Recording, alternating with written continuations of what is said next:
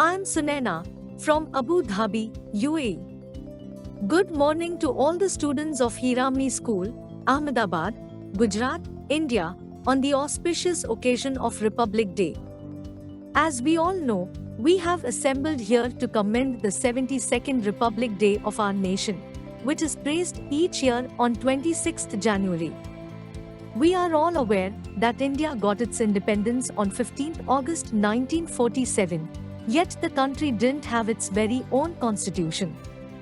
Rather, it was represented under the laws executed by the British. Nonetheless, after numerous consultations and revisions, an advisory group headed by Dr. B.R. Ambedkar presented a draft of the Indian Constitution, which was adjusted on 26 November 1949 and authoritatively became effective on 26 January 1950.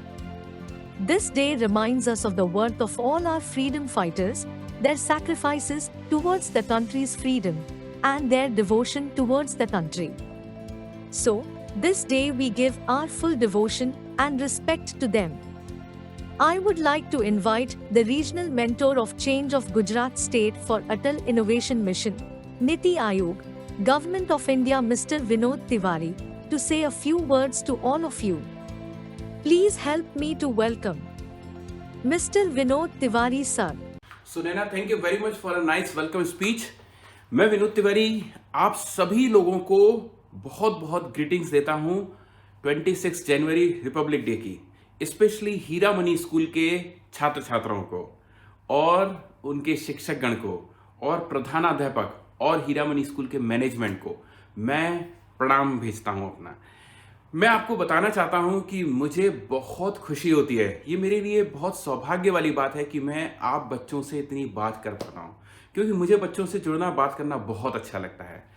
उसका कारण ये कि मैं आप में बच्चे को नहीं बल्कि एक आने वाले भविष्य को देखता हूं। मैं आने वाले 5 से 10 साल के अंदर में जो वैज्ञानिक बनने वाले हैं, जो इंजीनियर बनने वाले हैं, जो चार्टर अकाउंटेंट बनने वाले हैं, या एक अच्छे किसान बनने वाले हैं, या एक अच्छे आर्टिस्ट बनने वाले हैं, उनसे बात कर रहा हूँ।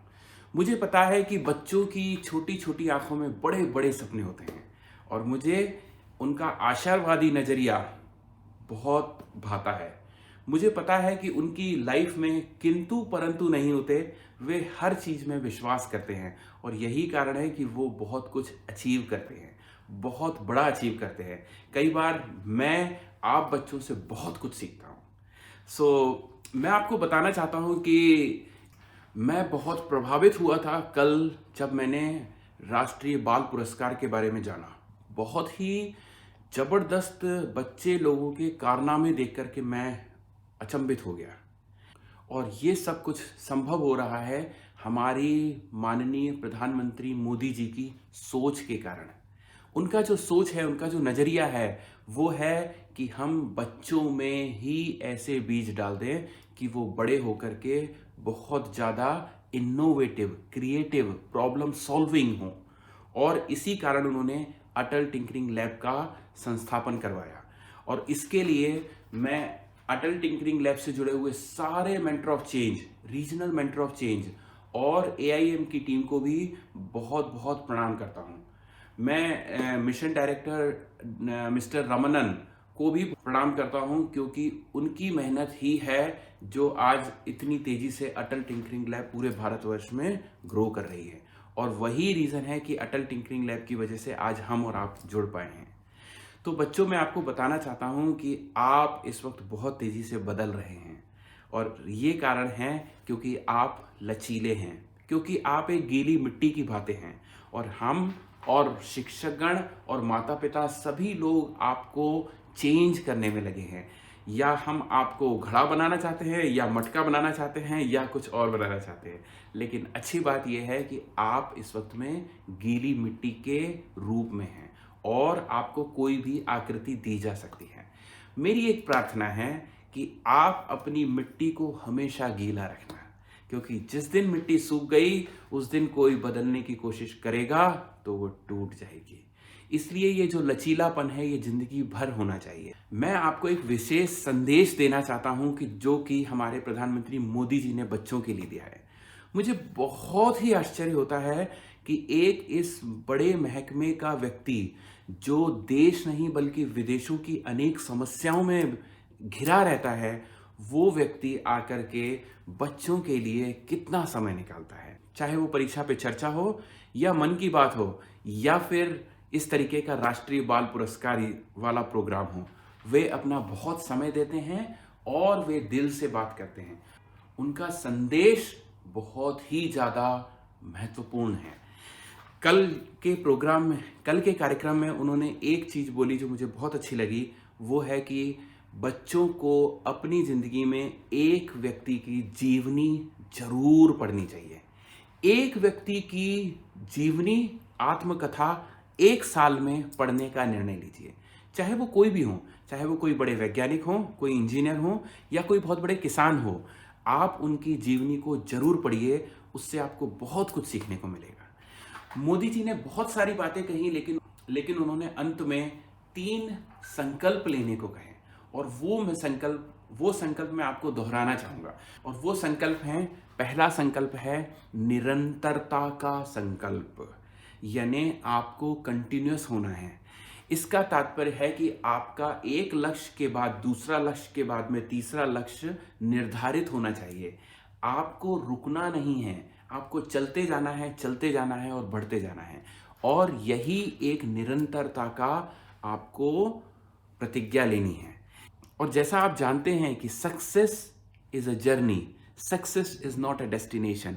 सफलता एक यात्रा है, तो इस यात्रा को एंजॉय करना है और आपको बढ़ते ही जाना है, क्योंकि आपको अभी अपनी जिंदगी में बहुत कुछ पाना है। दूसरा संकल्प उन्होंने जो लेने को कहा, वो बोला कि आपको अपने देश के लिए संकल्प लेना है। आप जो भी कुछ करने वाले हैं और जो भी कुछ जिंदगी में करेंगे, वो अपने लिए, अपने परिवार के लिए मत करिएगा, देश के लिए करिएगा। क्योंकि जब आप देश के लिए करते हैं तो आपका दायरा बहुत बढ़ जाता है, आपकी सोच बढ़ जाती है और आप एक महान कार्य करने के लिए प्रेरित होते हैं। जैसा मुझे एक छोटा सा किस्सा याद है कि एक बार 3 मजदूर एक भवन का निर्माण कर रहे थे और वहां पर एक राहगीर ने आकर उनसे पूछा कि आप क्या कर रहे हैं? तो पहले मजदूर ने बोला, दिखता नहीं, अंधे हो गए क्या? दूसरे मजदूर ने इसका जवाब दिया कि मैं अपना पेट पाल रहा हूं, मैं अपने परिवार के लिए रोजी रोटी का काम कर रहा हूं और मेहनत कर रहा हूं। तीसरे मजदूर ने इसी बात का कुछ अलग ढंग से जवाब दिया।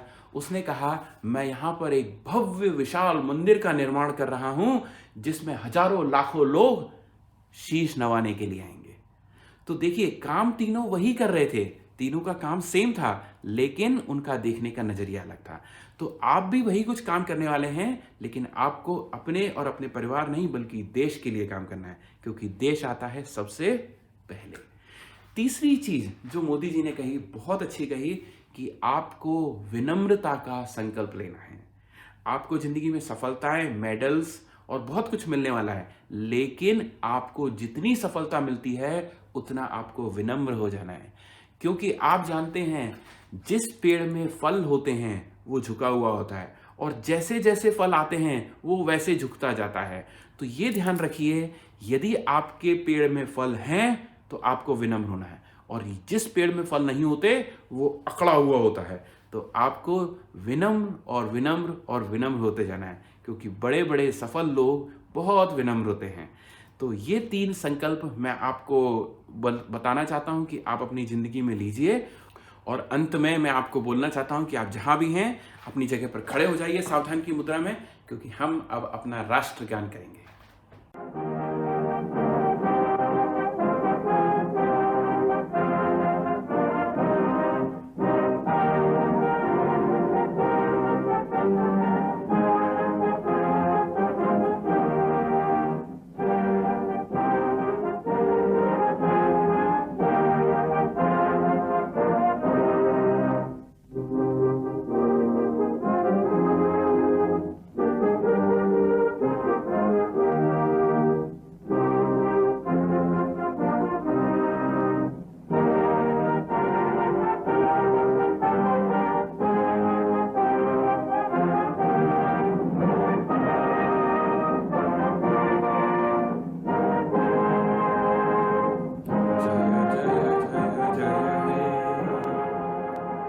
भारत माता की जय।